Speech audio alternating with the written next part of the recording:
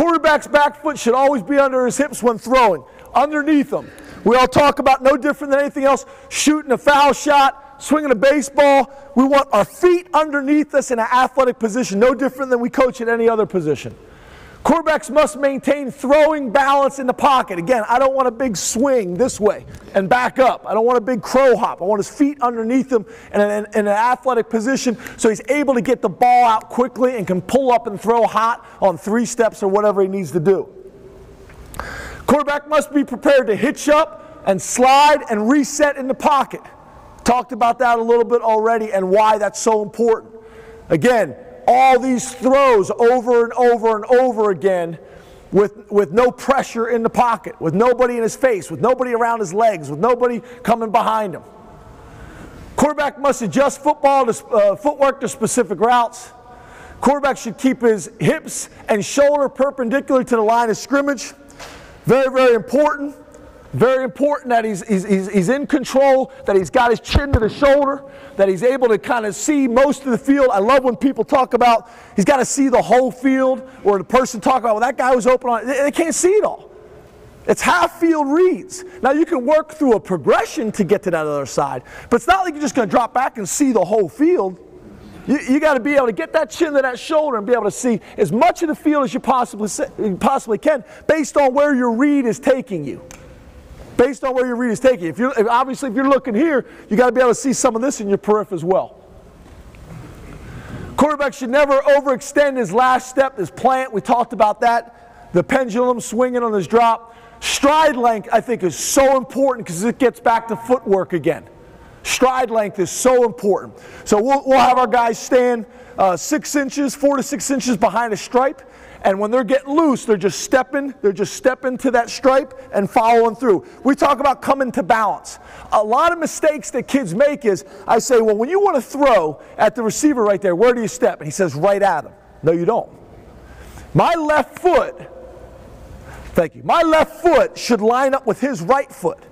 My crotch should line up with his crotch, and then I should come to balance with my other foot. Now, my quarterback's coach was a big drag the toe to keep you in balance so you're not falling off, which a lot of kids do. I don't really have an issue whether you drag the toe or you lift it up, but you better come back to balance. You better come back to balance at the end of that throw. Back to stride length. Josh Freeman, who we had at Kansas State, he had such a strong arm. Josh, 6'6" out of high school, 252 pounds, looked like a Greek god, could throw it through the wall. But Josh, depending on his arm so much, he would understride a lot. So if you understride, you step under yourself, the front leg locks, where does the ball go? Down to the ground. So we had to rep him over and over and over again of using his legs to throw the ball.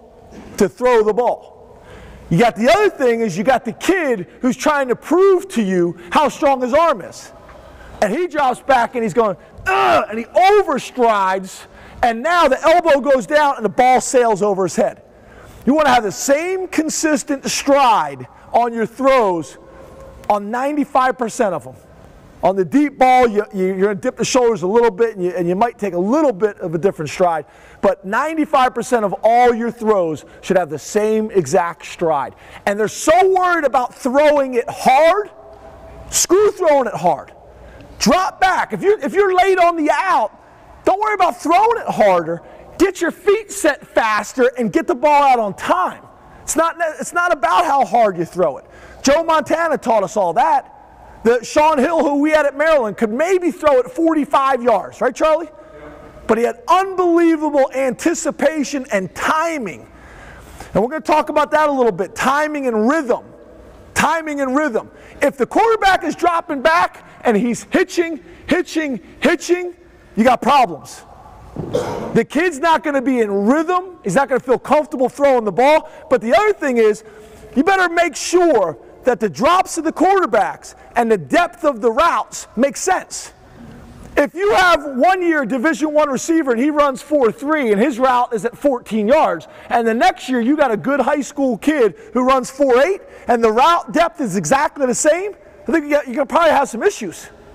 Could probably have some issues with the time. The quarterback has got to be in rhythm, and if they're hitching, they're going to be inaccurate because they're out of rhythm. But the other thing is, move on. Don't wait to throw the sexy route. That's the problem. They drop back and it's smash. Smash. Everybody's been running forever. Corner hitch. And he's hitching, wanting to throw the smash, and the corner's sinking. Just throw the hitch and move on. Completions, check down, move on. Maintain a good throwing profile in the pocket. I hate this. You hear someone say, stand tall in the pocket. People say things all the time, and they don't know why they're saying it. They just say it because they were up at 3 o'clock in the morning one time watching NFL films, and some guy said it. Oh, that's a coaching point. I'm going to say it. You tell the kid to stand tall in the pocket, he does this. He locks his leg, he gets up on his tippy toes. What's he got to do to throw? He's got to drop back down and get in that same athletic position that we're talking about in anything else. So we'll talk about standing tall in the pocket. Talk about being in an athletic position so you can deliver the ball on time. Some people teach the chop the feet. And again, I'm not saying what we do is right, I'm saying what we believe in. Other people do chop the feet. I don't believe in that because when I came up in this profession is the game of football is played from the ground up. The other thing about it is all of us spend so much time trying to eliminate what at every position? Wasted motion. False steps. The receiver that on a stance and start, he steps back before he comes out, or he steps to the side, or the linebacker that's not coming downhill with his first step. So at the quarterback, now you're chopping his feet. So now as soon as he needs to throw the ball, he's got to get that foot in the ground. It's no different than a pitcher on the mound. You want to get that, you want to have his whole foot in the ground on the rubber so he can push off and drive the ball in a powerful position. So I don't believe in the happy feet. I think it's wasted movement in my opinion. I do understand some people do it to maybe make sure a kid that maybe doesn't have great movement so his feet aren't stuck in the ground. But for us, we're not going to recruit that guy in the first place. When throwing, your shoulders should be parallel to the ground except on the deep balls. We talked about that already a little bit.